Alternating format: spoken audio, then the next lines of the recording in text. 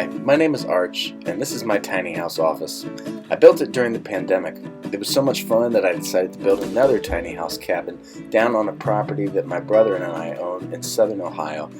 I documented the process, so join me along my journey to build this off-grid tiny house cabin out of reclaimed materials and learn some new things along with me. Welcome to my neck of the woods.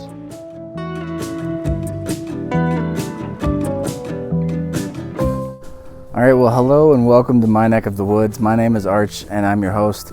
And today I just want to show you my little tiny house cabin that I built in the woods with some friends. If you're a long-time subscriber to this channel, this will probably all be familiar stuff to you, but I just wanted to take a video and actually look at the cabin and kind of show it off a little bit. So we built this cabin in about a week and maybe a few days, and I had a number of friends helping me with it. And so we are down in Ripley, Ohio, and there's actually an Airbnb attached to this property, and there are 23 acres here. This land has actually been in my family for about 30 years or more, and my grandparents owned it for that entire time. And so my brother and I decided that we really loved it down here, and so during the pandemic we actually bought this house and turned it into an Airbnb.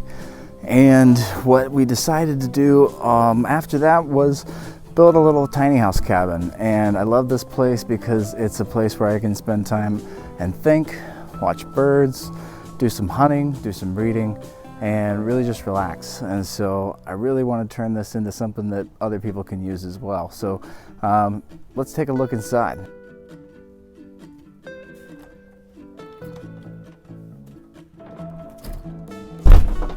All right, so we're inside the tiny house now, and I want to show you the view because that's probably my favorite part of this place. So let's take a look.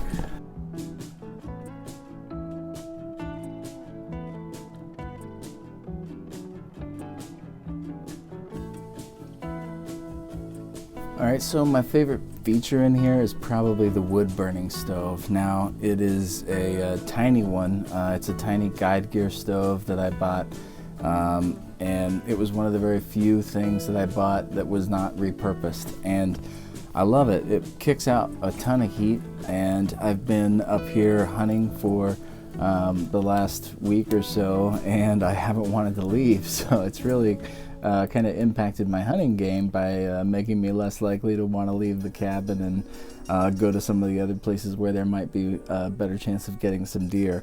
But I really love it. It keeps me warm, and one of the great things is you can actually cook on it. And so I'll show you some footage of some past meals that I've been able to make. Alright, so here are some venison steak and eggs that I made for the hunting trip, and it's not pretty, but it's delicious. Alright, so one of my other favorite features about this little tiny house cabin is that I've got a sofa here that I'm sitting on, and we made this out of some reclaimed pallets and some 2x8s or 2x6s, whatever they were, and just put some legs on it and cut it up so that it was about even, the two pallets that we used. And that became the bottom bed slash sofa seat. And then the back here is what actually turns into a fold-out bunk bed. And so what's really exciting is you can sit here, and 2 or 3 people could probably sleep on or sit on this couch, have a conversation, and you would have a pretty easy time of it. But the exciting thing is that you can actually get 3 people to sleep in here. So I'm going to show you how that breaks down. So the first thing I'm going to do is I'm going to put the top bunk bed up.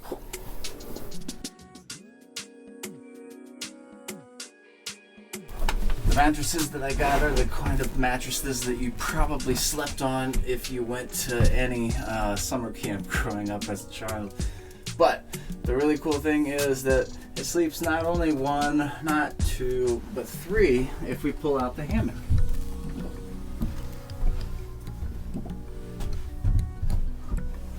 This is how it gets really comfy, and I really enjoy laying out in the hammock and just relaxing And, if you had to, you could probably sleep 3 people in here, but the other 2 would be really cozy. If I'm honest, you can really just sleep 2 people. So, but that's a lot of people to fit into what is an 8 by 8 foot cabin. So that's only 64 square feet. Pretty tight. Alright, so the other nice thing about this place is that it doubles as a hunting blind, and so I've made these windows so that they kind of converge towards the south corner, overlooking this bowl down here that really does see a bit of deer action. And so it's something that is kind of nice because you can actually stay in here and hunt from it rather than having to go out into the cold.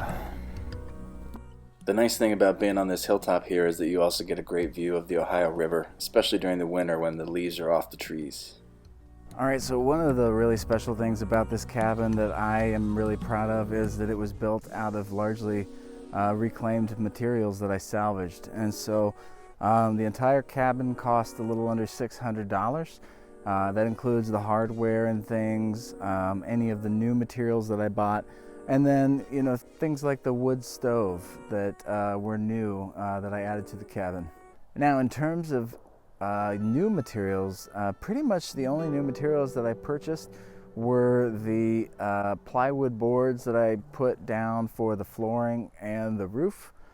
And then I did get some brand new shingles from a roofing company that was actually doing a job for me at the other house on this property. And then also some of the 2x10s that you see down at the base.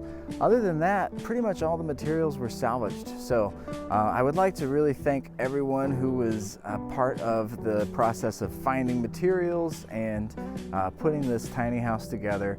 It was really a team effort, and I can't thank you enough. All right, so if people were to ask me some frequently asked questions, then one of them would probably be, where did you find all these materials? So I have a good buddy, Mike, who is rehabbing a place in Dayton, and he let me take a lot of materials from this site that he just didn't need, and so it was kind of a win-win. Got some stuff out of his way, and then I got things for the tiny house. And so also just things that people throw out. So I found lots of things next to the curb. People would give me a call up and say, hey, I got something out here that I'm getting rid of. Do you want it? And I'd say sure, and run by and get an old fence or something like that. Another question is how much did it cost? And so between everything, like with hardware and the stove I bought and any of the new wood that I purchased, it all was around $600. And so that was something that was really great, was being able to keep the costs low. Another question that I get is, how did you put it together? And I actually had a team of folks who were helping me. And I've got a whole slew of videos about that, and so I would love it if you would check that out. I'll include a playlist for you to check out as well about the tiny house build. But I had a number of friends that were out here helping me put this together, and I couldn't have done it without them. And so I'd say the last question that I get is, can anyone do this? And I would say, yeah, you probably can. It's really not that hard. I'm just building with pretty simple materials, and I'm really not doing anything that complicated. If you have questions, I would love to answer them. Feel free to throw those in the comments or reach out to me, and I'll be happy to, tell you what I did. And I don't really have plans for this. I do have some rough blueprints that kind of show, the dimensions and where things go. But other than that, it was something that we just kind of put together as we went. And so if this is something that you're thinking of doing, I would definitely recommend considering, what's your budget, what are the regulations in your area, what are you going to be able to, get in terms of salvaged materials. Thanks to everyone who has been watching. And if you enjoyed this video, please make sure that you subscribe, hit notify to hear about future episodes, and give me a like, and make sure that you tell a friend about it. That's what's happening from my neck of the woods. Thanks, and take care, everybody. I also like to do moments of Zen, so here you go.